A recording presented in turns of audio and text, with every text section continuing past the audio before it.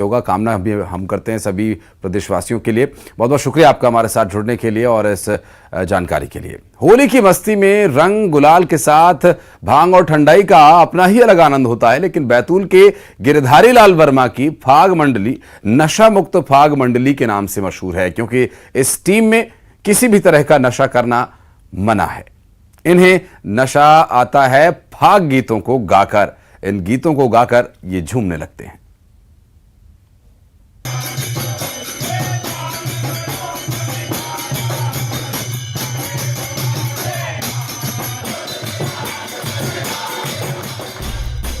ढोलक की थाप, मंजीरों की झंकार और फाग गीतों की मस्ती, ये हैं बैतूल के मलकापुर निवासी गिरधारी लाल वर्मा और उनकी फाग मंडली। पिछले 57 साल से लगातार फाग गीत गा रहे गिरधारी लाल वर्मा अपनी पीढ़ी के आखिरी शख्स हैं जिनके पास फाग गीतों का दुर्लभ खजाना है।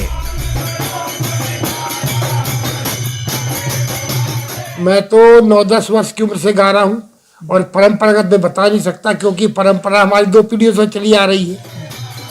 गिरधारी लाल की फाग मंडली की गाने का अंदाज जितना मजेदार है, उससे भी ज्यादा बड़ा संदेश उनकी मंडली समाज को दे रही है, और वो संदेश है नशा मुक्ति का संदेश। इस फाग मंडली में नशा करना सख्त मना है। समाज को दे रहे संदेश के चलते इसे नशा मुक्त फाग मंडली भी कहा जाने लगा है।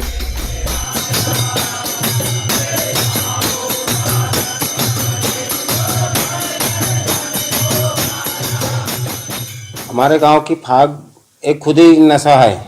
फाग गाने का जो नशा है वो दूसरे नशाओं से मुक्त है। इसमें ना किसी प्रकार की भांग, ना किसी प्रकार का व्यसन, ना किसी प्रकार के कोई भी नशा यहाँ गायक लोग नहीं लेते हैं। ये फाग में ही ऐसा नशा है कि लोग बाग वैसे ही से खींचे चले आते हैं। मलकापुर में फाग गीतों की परंपरा लगभग लुप्त हो रही थी, लेकिन इसे बचाने के लिए आगे आए गिरधारी लाल वर्मा, जिन्होंने 500 फाग गीतों का खजाना युवाओं के लिए खोल दिया। उन्होंने बच्चों और युवाओं को जोड़कर फाग गीत सिखाए, जिसका नतीजा ये हुआ कि आज 20 से ज्यादा युवाओं की टीम उनके साथ बैठकर फाग गीतों पर झूम रही है।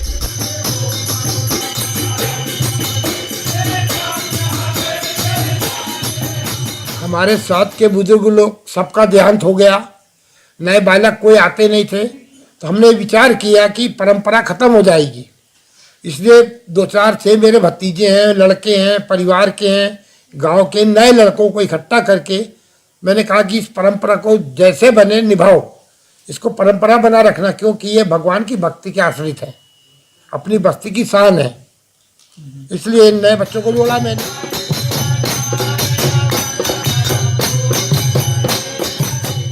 मूलतः उत्तर प्रदेश के उन्नाव जिले से ताल्लुक रखने वाले गिरधारी लाल वर्मा को फाग गीतों की विरासत अपने पूर्वजों से ही मिली। 57 सालों में उन्होंने खुद भी कई प्रयोग किए, जैसे एक ही गीत को अलग अलग तालों और अलग अलग भावों के साथ गाना। मतलब ढिलवा अलग हो गए, तर्ज अलग हो गई, साज वही है, आवाज वही है, पर वहां बजाने की ताल अलग हो जाती है। सिर्फ जैसे देवी के जस गाते हैं तो उसमें ढोलक अलग बज जाती है, अब ये इसमें दूसरे टाइप की बजती है, और भजन में दूसरे टाइप की, मतलब 3 क्वालिटी में बज जाती ढोलक का। होली के दिन गिरधारी लाल की फाग मंडली को सुनने दूर दूर से लोग मलकापुर गांव आते हैं।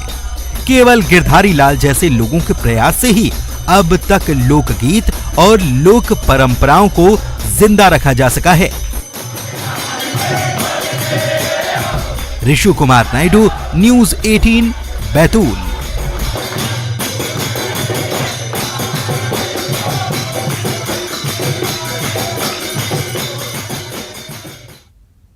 और आज महिला दिवस है, और महिला दिवस के मौके पर आज हम आपको एक ऐसी युवती से